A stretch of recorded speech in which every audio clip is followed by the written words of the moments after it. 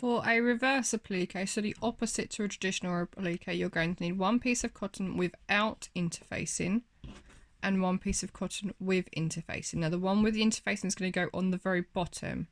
So what you're going to do first is lay the two together. So one with interfacing on the bottom first, then your non-interfaced piece of fabric over the top. You're going to put a pin in each of the corners, like so. This is going to hold it in place while we put some tacking stitches in. But again, our tacking stitches are temporary, so they will come out afterwards. So I've got all 4 corners pinned. We're then going to put a tacking stitch, a running stitch from corner to corner, and then from corner to corner. So we end up with a big cross.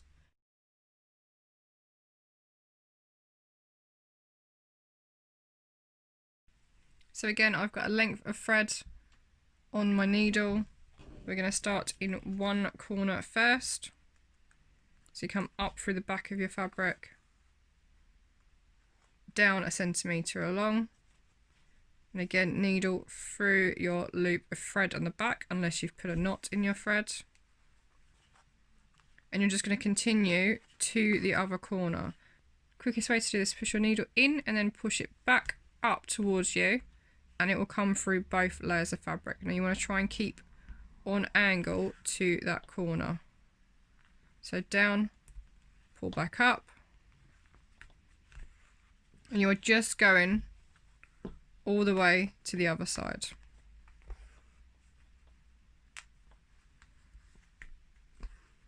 What this is doing is therefore keeping your fabrics together so that we again have no pins around our sewing machine when we are working.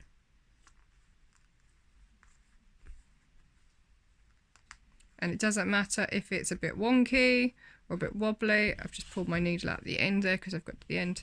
As long as you've got a line of stitching from one corner to the other corner. I'm now going to do another one on the other axis so I get a big cross. So I now have a line of stitching from this corner to this corner and a line of stitching for the other two as well. Next we're going to need our template. So I've just drawn a letter A. I've made sure that each part of this letter is bigger than 1.5 centimeters. That means we've got enough space so we can get a zigzag stitch all the way around our shape. So now all I'm going to do is cut this out using paper scissors. We're going to pin that in place, like so. We can take the other 4 pins out from the corners because we don't need them anymore. Our fabric is nice and secure. We're then going to draw around this shape again, either using chalk or a friction pen that we can iron off later. So I've now drawn around my shape. I can take my pin out and take my template off. And now I know I can see where I need to stitch on my sewing machine. So that's where we're going to head to next. Reverse applique uses the same settings as applique.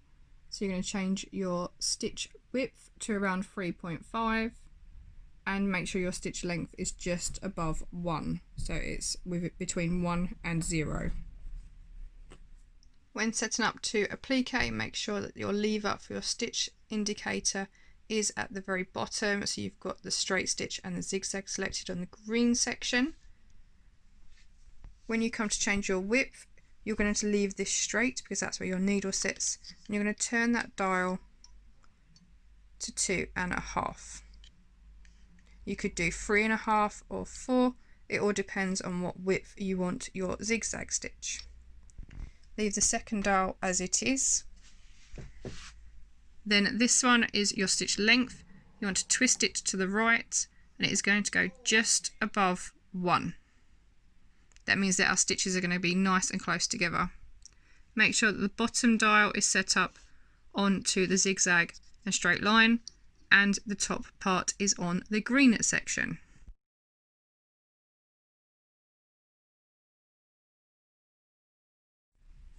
In the same way as applique, you're going to place your work underneath your presser foot, line up the line you've drawn with the centre of your presser foot this time. Again, I'm going to start in a corner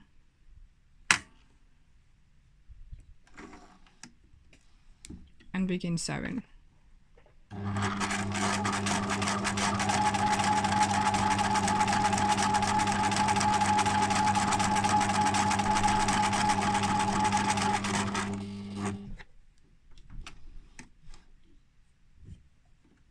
When you get to a corner, again, lift your presser foot and pivot your work.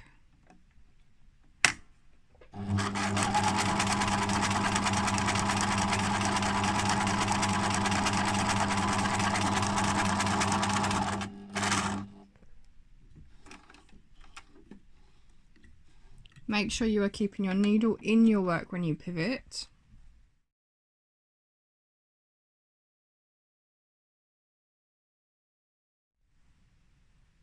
So that we can keep our stitches nice and neat and tidy. It means you don't get any extra threads going across your work that you don't need.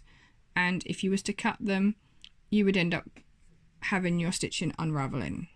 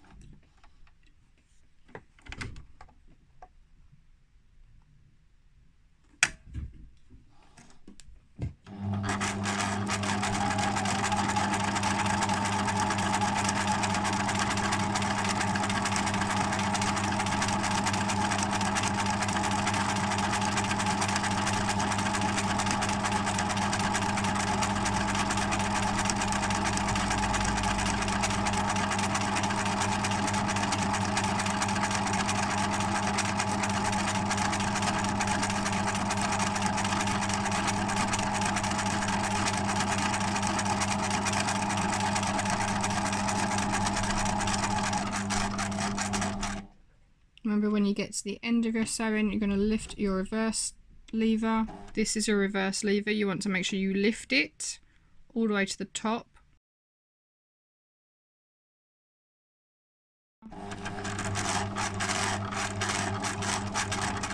Stitch a few stitches backwards, let go of your reverse lever and stitch the last few forward.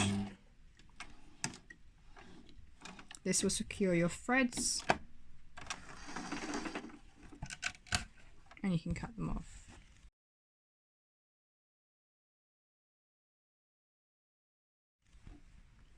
So now we have the outline of our letter. I'm going to repeat the same for the centre again.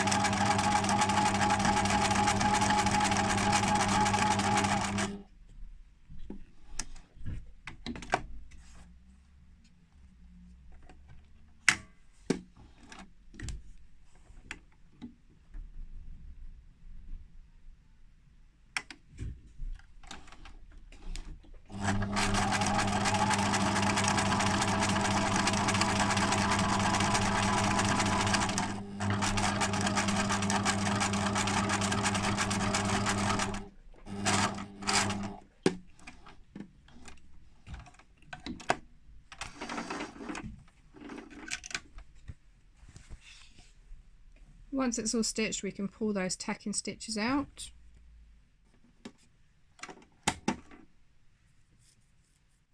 Once you've got your tacking stitches out, we can see we've got our outline of a shape, but we've still got 2 layers of fabric. So we are going to now cut within our shape. You're going to need to get a stitch unpicker to make a hole in your work. Now you're going to poke into that top layer, but only lift up that top layer. You can flip your work over and check you haven't got hold of the bottom layer. And we're going to create a hole. This is going to help us get our scissors in. So I'm just checking that I'm making a hole in one layer and not through both. I can see the other fabric underneath. I haven't gone through that fabric, so I know that's okay. You're then going to get a pair of very sharp scissors, a small pair of scissors, and we're going to cut on the inside of our shape. Now you want your scissors on the left hand side of your stitching, not this way. So you don't want it on the right side of your stitching, on the left side. It means you can get nice and close to that stitching line without cutting through it. You're going to work your way all the way around, cutting away that fabric from the inside.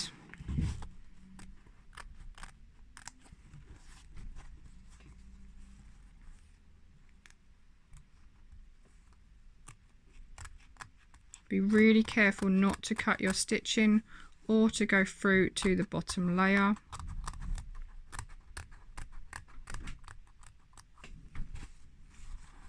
And we can see that bottom layer is now shining through. Just going to keep going until I've got rid of all of this inner section of my letter.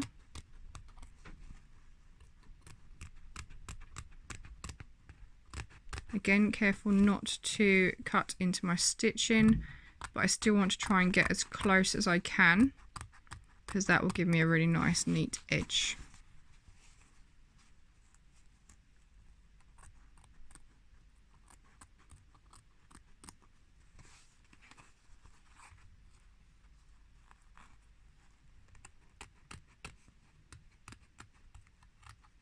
So I've gone all the way around the outside, but I've still got to go around the inside shape. So again, I want my scissors on the left hand side of that stitch line. So I'm going to cut through and make my way to that center part, and then work my way around again.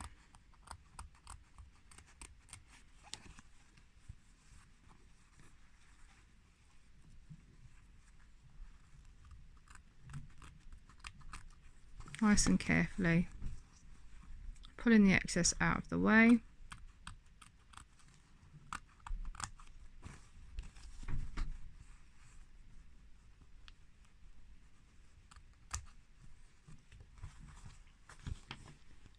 And that is reverse applique.